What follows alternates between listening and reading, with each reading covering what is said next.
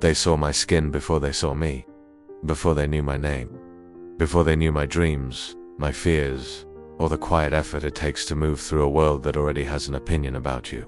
I learned early that being black meant being noticed in ways that were never explained to me, not celebrated, observed, watched, measured, sometimes feared. Growing up, I didn't have the language for racism, but I felt it in moments that stayed with me longer than they should have. In classrooms where teachers expected less. In stores where I was followed without reason.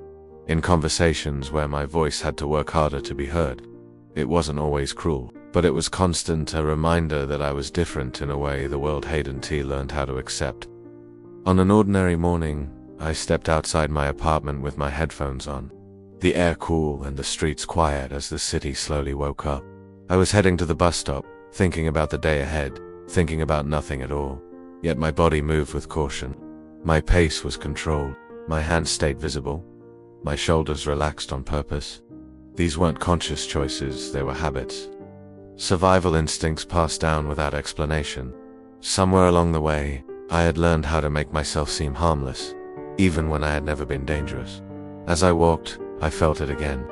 The eyes that lingered too long. A woman tightening her grip on her bag as I passed. A man crossing the street instead of walking by me. Small moments, easy to dismiss, yet heavy when they repeat every day. Then I heard it, the low sound of a police car slowing beside me. My heart began to race. Not because I had done anything wrong, but because history had taught me what moments like this could become. The officer asked where I was going, asked for my identification, asked questions I had answered many times before. I spoke calmly and moved slowly. I chose respect, even when fear sat tight in my chest. In that moment, I wasn't just myself. I was carrying the weight of stories I knew too well. Stories where one misunderstanding, one wrong movement, one assumption had ended a life. I walked away unharmed, but the fear followed me home. That fear did not begin with me. It was inherited. It came from a history that started long before I was born. In 1619, when the first enslaved Africans were brought to America and stripped of their freedom, their names, and their humanity, they were not seen as people, they were seen as property. And even when slavery officially ended, the mindset that supported it did not disappear, it adapted. It hid itself in laws, in systems, in silence. Chains were replaced with barriers, whips were replaced with suspicion, and silence became one of the strongest tools of all. In 1955, a 14-year-old boy named Emmett Till was brutally murdered for being accused of a harmless act. His crime was existing in a body the world refused to protect. In 1968, Dr. Martin Luther King Jr. was assassinated for believing that equality was not something to wait for, but something to demand. These were not isolated tragedies. They were warnings passed from one generation to the next, teaching black families how fragile safety could be. That night, I sat across from my grandmother at the kitchen table. Her hands were worn, her voice soft, but her life carried stories stronger than fear. She had marched during the civil rights movement. She had stood in crowds where courage was tested and hope felt dangerous. I asked her if she believed things were better now. She didn't answer right away. She looked at me the way people do when the truth is complicated.